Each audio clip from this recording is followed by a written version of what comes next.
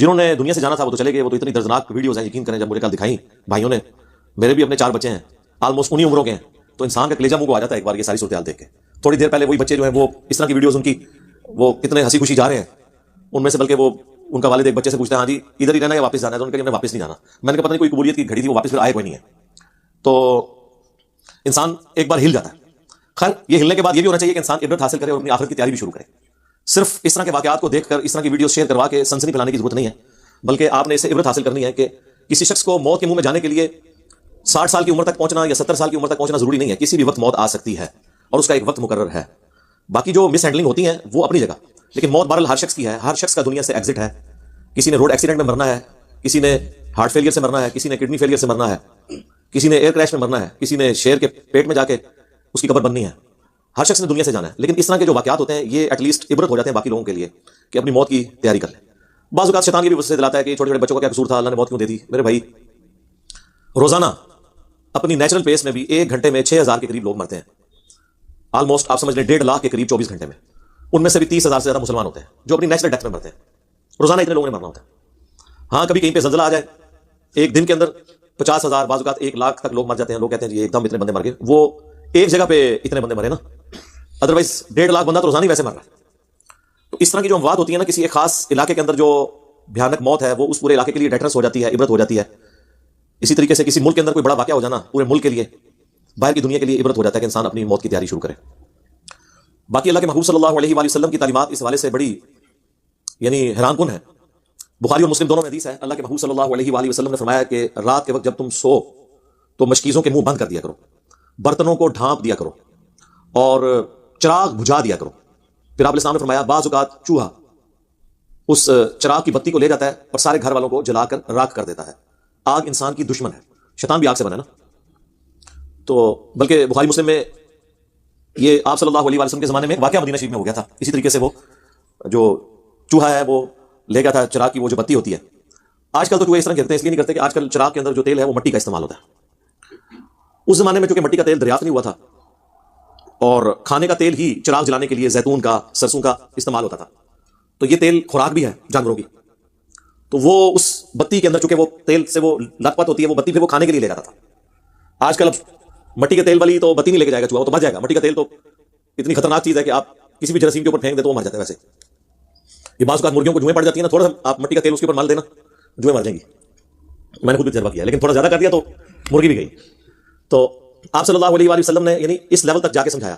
اب یہ ایک بنیادی حدیث ہے بخاری اور مسلم دونوں میں، جس سے آپ کو کئی رزلٹ مل رہے ہیں کہ آپ نے برتن جو ہیں یہ کھلے نہیں چھوڑنے ہیں۔ اس کے اندر آپ کو پتہ ہے کئی بار یہ دودھ کے برتن لوگ کھلے چھوڑ دیتے ہیں، اس کے اندر چھپکلی گرتی ہے اور پھر جب وہ ابالتے ہیں بعد میں پتہ چلتا ہے اس وقت تک بچے پی چکے ہوتے ہیں، کتنے لوگ مرے ہیں۔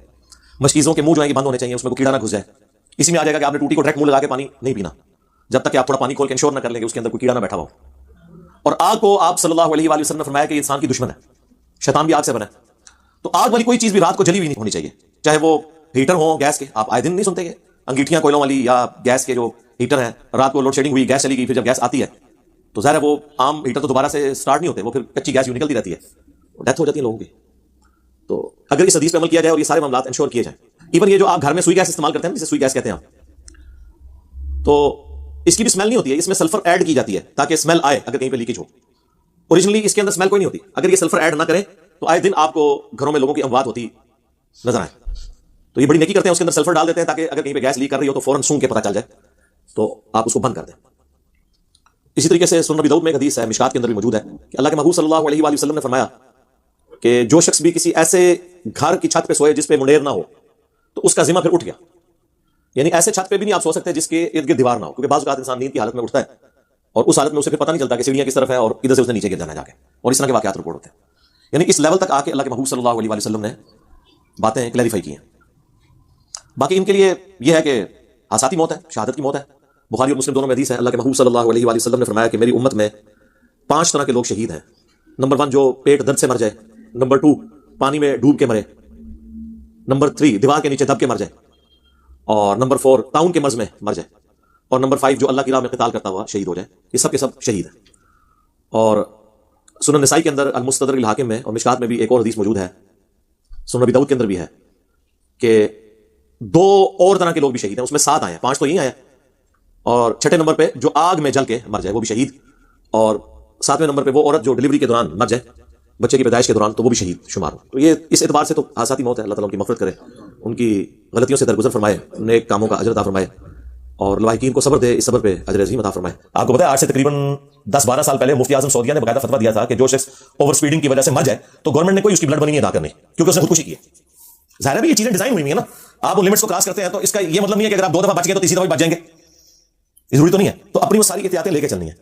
तो नबी इस्लाम का ये फरमाना कि जो बगैर मुंडेर के छत पे सोए उससे जिम्मा उठ गया, अब वो खुद जिम्मेदार है अपने मामलात का। मतलब यह है कि आपने पूरी एहतियात करके चलना है। हाँ, पूरी एहतियात की, उसके बाद कोई कैटास्ट्रोफिक कंडीशन आ गई तो ठीक है, वो अल्लाह ताला की तरफ से किसी शख्स का दुनिया से एग्जिट वैसे ही लिखा हुआ था। किसी ने शेर के मुंह में जाना है, किसी ने एक रैश के जरिए मरना है, किसी ने हार्ट फेलियर से मरना है, किसी ने किडनी फेलियर से मरना है, किसी ने रोड एक्सीडेंट में मरना है। तो बहरहाल इस तरह जो लोग मर जाते हैं हादसाती तौर पर इस्लाम की रूह से, तो वो शुहदा हैं। लेकिन जानबूझ के ऐसे मामला करना, अपने आप को हलाकत में डालना कि वो खुदकुशी के जुमरे में आ जाए, तो वो तो बड़ा एक सख्त मामला है इस्लाम में। बुखारी मुस्लिम में हदीस मौजूद है, नबी इस्लाम ने फरमाया कि जो शख्स जानबूझ के खुदकुशी करता है, सुसाइड करता है कोई शख्स, फिर नबी इस्लाम ने उसे एक्सप्लेन किया, कोई शख्स तेज धार का आला अपने पेट में मारे या जहर पी ले या अपने आप को बुलंदी से गिरा ले, तो जिस तरीके से वो अपने आप को मौत का शिकार करेगा, जहन्नम में यही अजाब उसके ऊपर मुसल्लत किया जाएगा। वो बार बार अपने आप को उसी तरीके से तकलीफ देता रहेगा, वलियाज़ु बिल्लाहि ताला। हत्ता कि सही मुस्लिम में आया कि एक खुदकुशी वाले का जनाजा लाया गया तो नबी इस्लाम ने कहा कि मैं इसका जनाजा नहीं पढ़ूंगा। आप सल्लल्लाहु अलैहि वसल्लम खुदकुशी वाले का जनाजा नहीं पढ़ते थे, लेकिन चूंकि मुसलमान है तो जनाजा होगा, वो काफिर नहीं है। लेकिन जो डोमिनेंट पर्सनैलिटीज हैं उन्हें प्रोटेस्ट के तौर पर ऐसे लोगों का जनाजा नहीं पढ़ना चाहिए ताकि डिस्करेज हो वो सारा का सारा मामला। हमारे जेलम शहर में आज से ऑलमोस्ट 14 साल पहले मेरे एक स्टूडेंट थे, ऑलमोस्ट 15-16 साल उसकी उम्र थी, उसने हिफ्ज़ किया हुआ था, दावत इस्लामी के मदरसे में पढ़ता था। तो नया मेरे दर्स में आना शुरू हुआ, फिर उसके साथ ऐसे मामला हुए तो उसने वो तेजाब पी के ना वो खुदकुशी कर ली। जेलम की तारीख का सबसे बड़ा जनाजा हुआ था, लेकिन मैंने जनाजा नहीं पढ़ा, हालांकि वो स्टूडेंट था। मैंने कहा मैंने नहीं जाना, उसकी वजह यह कि इससे तो ये चीज भी प्रमोट होगी।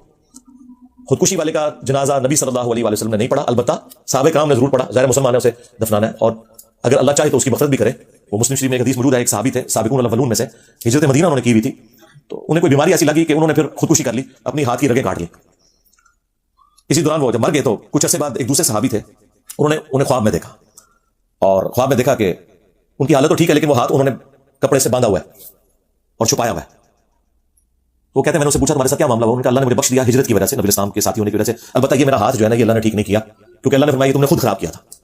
तो यानी बख्शने के बावजूद ये मामला चल रहा है। फिर नबी इस्लाम ने उनके लिए दुआ की कि अल्लाह उसके हाथ को भी दुरुस्त कर दे, तो हुजूर की दुआ का चले कोई हिस्सा मिल गया। अदरवाइज इससे ये भी पता चला कि नबी इस्लाम ने खुदकुशी वाले के लिए दुआ की है मग़फ़िरत की, इसमें कोई हर्ज नहीं है, दुआ की जा सकती है। लेकिन ये अमल ऐसा है कि इसे डिस्करेज करना चाहिए, इसको प्रमोट नहीं करना चाहिए। और जो कोई इस किस्म की एक्टिविटीज परफॉर्म करते हैं उनकी इन एक्टिविटीज को इस एतबार से डिस्करेज करना चाहिए ताकि मुस्तकबिल में कोई और इस तरह की एक्टिविटी परफॉर्म न करे खुदकुशी करने वाली। मैंने हर एंगल से इसे इस हवाले से डिस्कस किया ताकि जो एक्सट्रीम रवैये हैं वो अपनी जगह सेटल हो जाए। बाज़ लोग जो है वो उसी शहादत की कैटेगरी में फॉल करवा रहे हैं कि पानी में डूब के मर गए, और बाज़ लोग कह रहे हैं नहीं उन्होंने खुदकुशी कर ली है, उन्होंने जानबूझ के ऐसा मामला किया है। बाज़ लोग कह रहे हैं कि जी वो फजूल खर्ची वाला एक एलिमेंट बीच में आ गया। ये सारी चीजें अपनी जगह दुरुस्त है, लेकिन अगर किसी शख्स के पास हलाल का माल है और वो अपने ऊपर खर्च करना चाहता है तो उसके ऊपर कोई ममानियत नहीं है। अलबत्ता ऐसा नहीं होना चाहिए कि कोई ऐसा रास्ता अडॉप्ट करे कि उसकी वजह से वो मौत के मुंह में चला जाए जानबूझ के। हाँ, अगर एहतियात पूरी की हुई है तो ठीक है, कोई हर्ज नहीं। उसके बाद अगर कोई शख्स इस तरह के हादसे का शिकार होता है तो कोई ऐसा मामला नहीं है, लेकिन अपनी तरफ से एहतियात पूरी होनी चाहिए।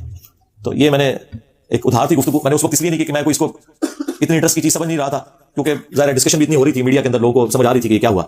लेकिन इसका ये वाला जो एक पहलू था इस्लाम के पॉइंट ऑफ व्यू से क्या ओपिनियन होना चाहिए इस किस्म की सियाहत का, और खुदा न खास्ता इस दौरान कोई भी मारा जाए।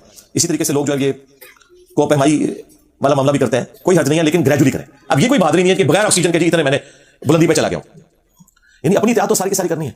हमारी इंजीनियरिंग की फील्ड के अंदर भी, यानी मैं तो किसी को इस तरह काम करते हुए देखूं तो मैं उसे डांटता हूं। कोई ग्राइंडर चला रहा है और उसने चश्मा नहीं लगाया हुआ, ठीक है, इसी तरीके से मास्क नहीं पहना हुआ, तो ये आप इनहेल कर रहे होते हैं हर चीज। और बाज़ फिर आपको पता है कोई इतनी सी छोटी सी एक डेब्री टूट के किसी मटेरियल की आंख में जाके लगती है, बिनाई ज़ाया हो जाती है, तो उससे पहले आप वो एहतियात क्यों नहीं करते? इसी तरीके से जो मशीन के ऊपर खड़े होने वाले लोग हैं उन्हें बिल्कुल ये शलवार कमीज नहीं पहननी चाहिए। कितने लोगों की डेथ होगी इसकी वजह से? वो मखसूस लिबास है जो आपने पहना है। मोटर बाइक पे आप बैठे हुए हैं तो आपने हेलमेट का इस्तेमाल जरूर करना है, और वो खाली ऊपर पहनना नहीं है, उसको नीचे से ऐसे लॉक भी करना है ताकि जब आप जमीन पे गिरे हैं तो वो हेलमेट आपके सर को बचाए। अदरवाइज अगर ये लॉक नहीं होगा तो हेलमेट पहले उतर के साइड पे होगा, सर आपका फिर जमीन के ऊपर लग जाएगा। इस तरीके से अगर गाड़ी में बैठे हुए हैं तो सीट बेल्ट आपने बांधनी है। मैं जब भी बैठता हूं, ड्राइवर बांधे ना बांधे, मैंने जरूर बांधी होती है कि मैं फ्रंट सीट पे बैठा हूं। आपने अपनी एहतियात पूरी करनी है, उसके बाद अल्लाह की मर्जी। लेकिन अगर आप एहतियात ना करें और आपके मैं दुआओं के बलबूते के ऊपर ये सारे के सारे मामला चलाऊंगा तो मेरे भाई ऐसा नहीं हुआ करता, बिल्कुल ऐसा नहीं होता, ऐसा तो नहीं होता। हाँ, वो सारे के सारे मामला आपने लेके चलने हैं। आप देखें नबी इस्लाम ने मैदान जंग में खूद पहना है, वो सर के ऊपर टोपी पहनी जाती थी लोहे की, ठीक है, जिना भी इस्तेमाल की है, हर चीज की है, उसके बाद आप अल्लाह के ऊपर तवक्कुल करें। ऐसा नहीं हो सकता कि आप बिस्मिल्लाह पढ़ के तो जनाब मैदान जंग में उतर जाएं और आप कहेंगे जी अल्लाह बचाएगा, इस तरह नहीं है। वो अल्लाह ने तो बचाने के सबब आपको बताए हुए हैं, लेकिन आप खुद अगर अपने आप को मौत के मुंह में धकेलेंगे तो फिर अल्लाह ताला की तकदीर आपके ऊपर गालिब आएगी। जो अल्लाह ताला के रूल्स हैं वो उसी तरीके से अप्लाई होंगे। सल्लु अला मुहम्मद व आलि मुहम्मद, अल्लाहुम्मा सल्लि अला मुहम्मद व अला आलि मुहम्मद व अस्हाबि मुहम्मद व अज़वाजि मुहम्मद व उम्मति मुहम्मद अजमईन इला यौमिद्दीन, आमीन।